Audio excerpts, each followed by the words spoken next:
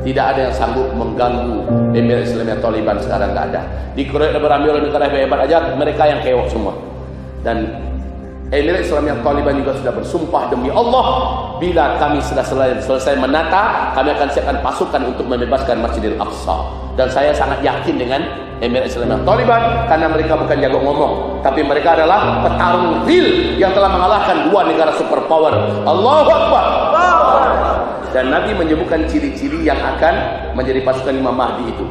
Mereka jangkung-jangkung, mereka kurus-kurus, pakaian mereka begini, sorban mereka begini, mereka memiliki hati sekuat gunung, dan mereka tidak pernah dikalahkan, mereka selalu mengalahkan, dan mereka berbendera hitam bertuliskan La ilaha Muhammad Rasul. Dan itu ada pada ini Turki. Bisa jadi Turki nanti gabung dengan mereka.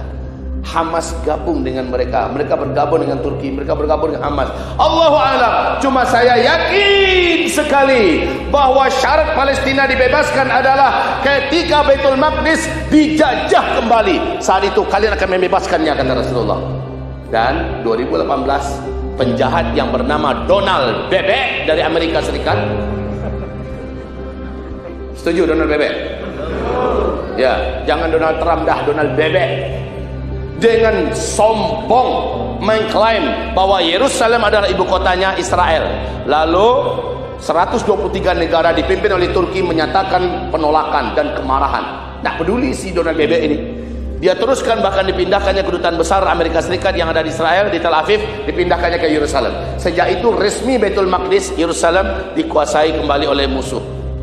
Dan disinilah dia nanti, kamu akan bebaskan Baitul Maqdis di akhir zaman, lalu Palestina akan mengumumkan berdirinya Khilafah Islamiyah. Ternyata Khilafah Islamiyah itu nanti di Palestina berdirinya, bukan di Jakarta. Apalagi 9. Kenapa orang Jakarta mencak-mencak? Kenapa orang-orang Indonesia yang sekuler takut? Khilafah ancaman Pancasila, ancaman terhadap NKRI, ancaman moyangmu.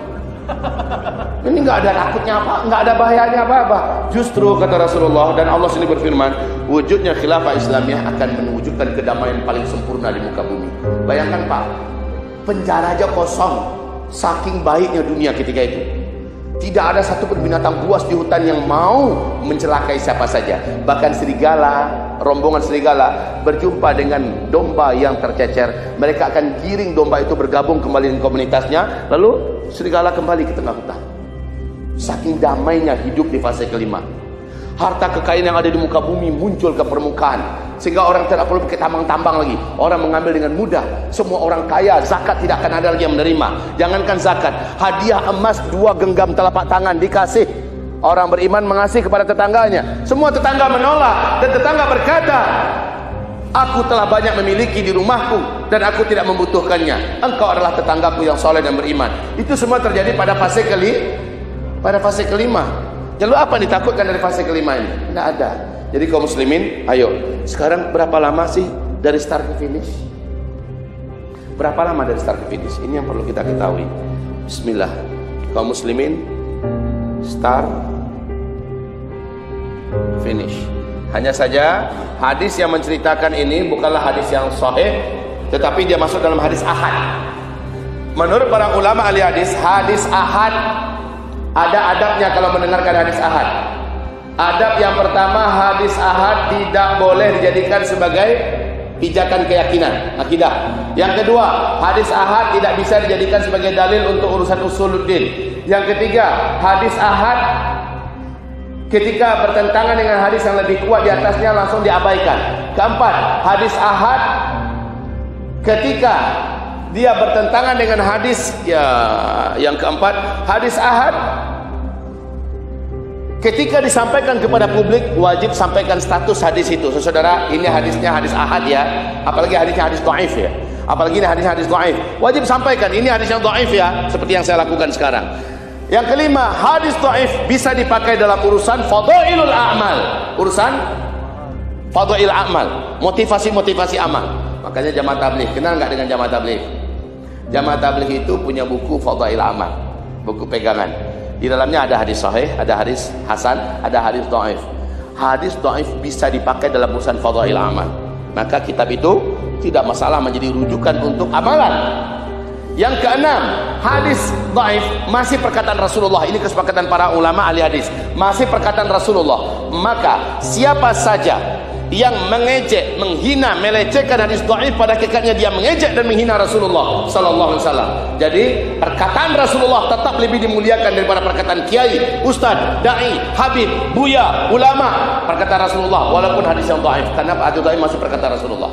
Adab yang ketujuh, hadis dhaif kalau berbicara tentang akhir zaman cukup dijadikan sebagai pengetahuan dan ilmu saja tanpa dijadikan sebagai keyakinan. Paham? Oke. Dan terakhir, hadis dhaif kalau didukung oleh hadis dhaif yang sangat banyak jalurnya, riwayatnya, maka hadis dhaif itu naik satu tingkat ke atas menjadi hasan li ghairi. Nah, sekarang saya sampaikan.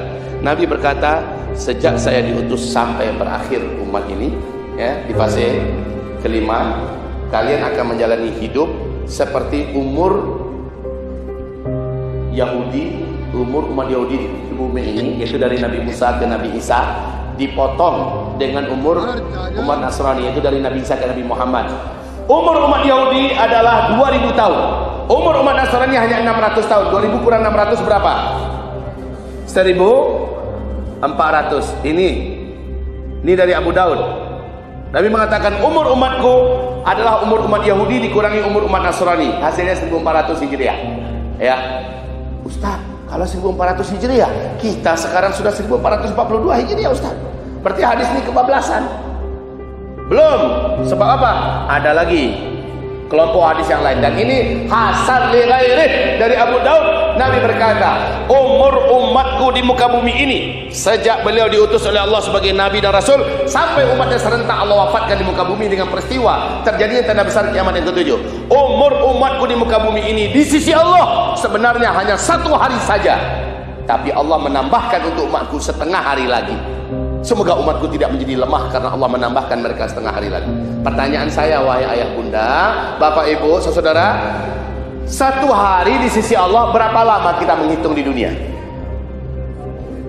1000 tahun, betul. Surat As-Sajdah ayat 5. Coba lihat. Surat As-Sajdah ayat 5. Yudabbirul amra minas sama'i ilal ardi thumma ya'ruju ilaihi fi yaumin kana miqdaruhu alfasanah mimma ta'uddun.